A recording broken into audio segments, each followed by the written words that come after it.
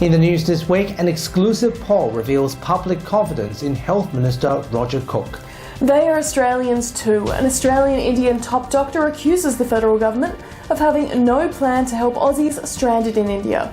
An exclusive interview. Local students skip school to strike over inaction on climate change. And on Western Perspective, what does the Pindan construction collapse mean for the Fremantle City Centre project? Plus, Dr. Andrew Miller's comment. This is the Evening News with Ivan Leung and Sarah Smith. Good evening. Low confidence, low morale and lack of trust. An exclusive WAMN Newspoll shows what you have to say about Minister Cook's future after WA's health system crisis.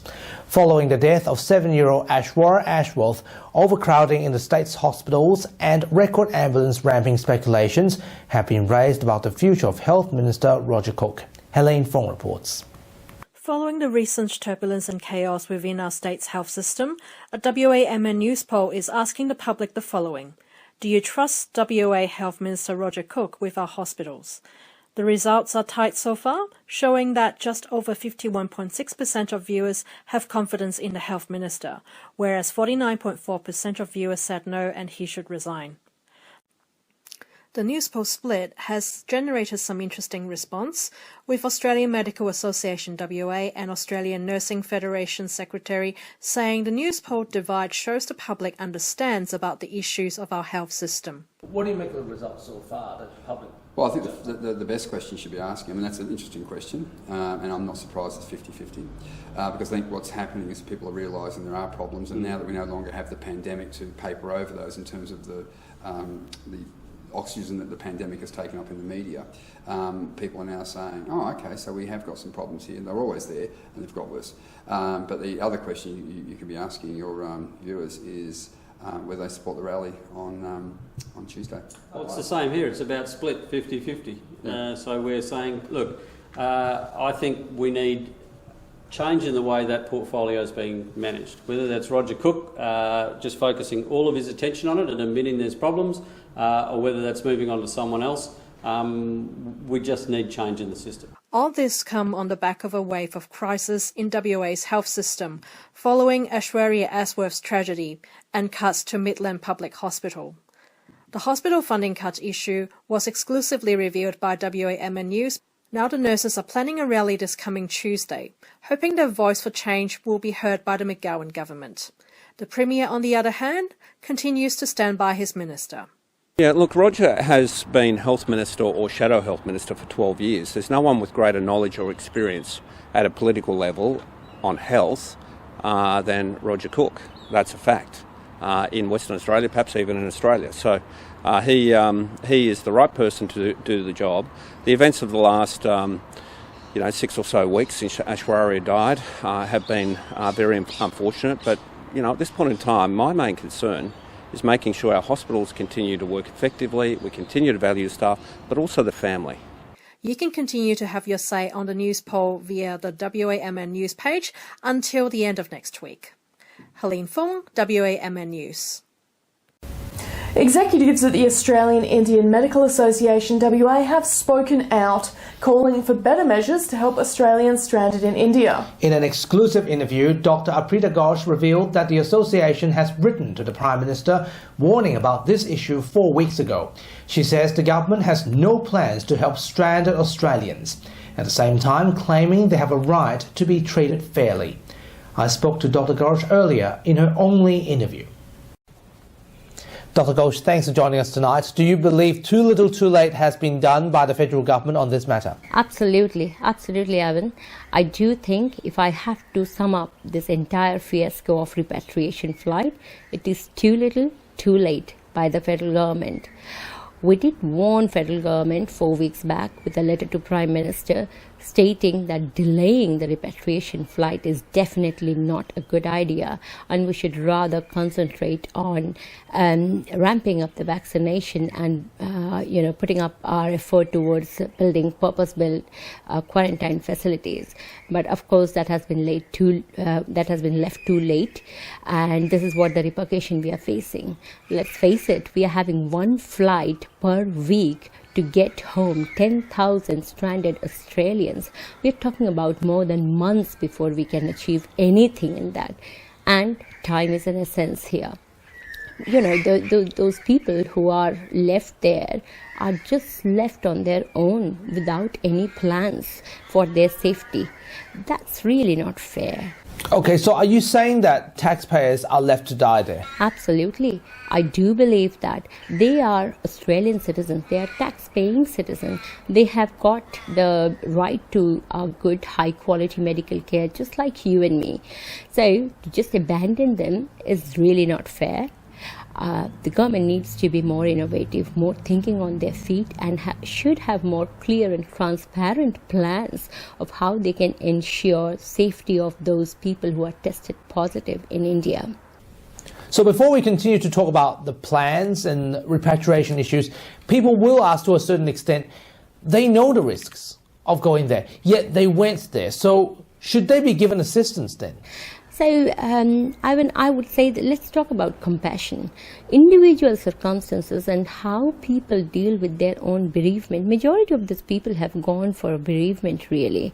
If you read the stories, they have gone there because their mom and dad are dying. And they are just not dying. They don't even have the basic rights and facilities available there, like cremation and burial. So, you know, it is a very daunting thing to put it on yourself and live with that guilt forever in life. I wouldn't comment on those individual circumstances, and that should not deter the government from taking the responsibility of its citizen. It still holds true, COVID positive or COVID negative, an Australian citizen is responsibility of its government. Government do have the moral and the legal obligation to take care of them, and they should really not be restrictive, rather work towards making this society a COVID-safe society. You've just talked about compassion, but at the end of the day, there's still common sense here. So why should they be given any assistance? And look, how I would put that up is it's very individual decision, Ivan. You know, what is right for you, what is right for me, it may not be right and wrong for another individual. And it's too wide an area to put everybody into one narrow zone saying that this is not right and this is black and this is white. No, it's their individual circumstances, and that can be. If government wants, they can go on a case-to-case basis and try to evaluate why they need it to go. But then that's too much of a task. And I again repeat that, you know, it's no good being restrictive in this. It's a global pandemic. We are all into this together, and we should really be more innovative, more agile, more constructive, and more solution-oriented in this time. It does needs and demands the government to be thinking on their feet about the solutions. So on the plans you've talked about, you have sent a letter to the Prime Minister 4 weeks ago. So are you concerned that because there's just simply no plan according to your association? Absolutely. There is no plans on either side of the repatriation flight. It's not about just getting the flight. It's about what are we going to do about the people that's stranded there, and what are we going to do about the people who we are bringing back in this society. These people are often stranded there for last nearly 2 years, having lost their job, having lost their houses, emotionally drained, financially drained. They need to be rehabilitated back in the society here. What is government's plan on it? It is too immature and too quick a decision to take without a plan in and around of taking care of the safety and basic rights of the people around this repatriation flight. Are you saying the decisions are made on the fly? I think it was initially a knee-jerk reaction, and then they just rolled up the flight without thinking of its implication, and it hasn't been a very well thought over process. That's what I understand. All right, Dr. Ghosh, thanks for joining us tonight. Thank you very much, Ivan. Students once again took to the streets all across Australia on Friday to protest the fossil fuel industry. Hundreds rallied at the Perth Supreme Court Gardens, demanding government action to save the earth and climate before it's too late. Kit Sanders reports. Students once again took to the streets all across Australia on Friday to protest the fossil fuel industry. Hundreds rallied at Perth Supreme Court Gardens, demanding government action to save the earth and climate before it's too late.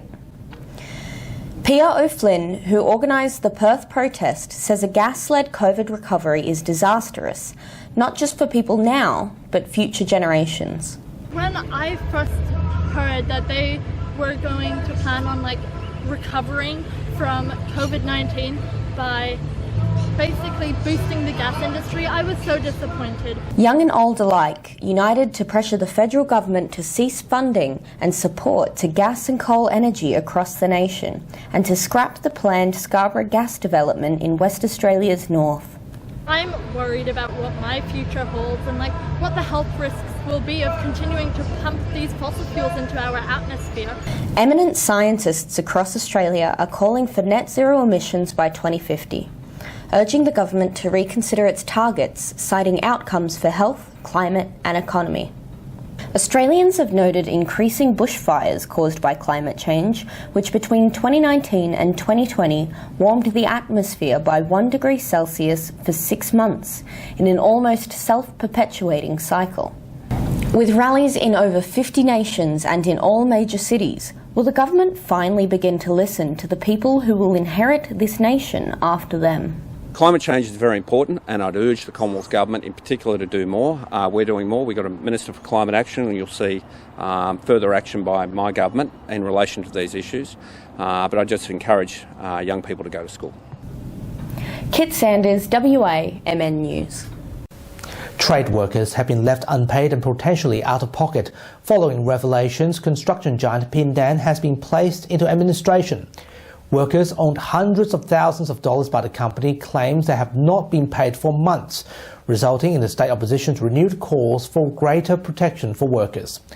The Perth-based company went into administration from 5 p.m. on Tuesday, with Ernst & Young taking control of the company.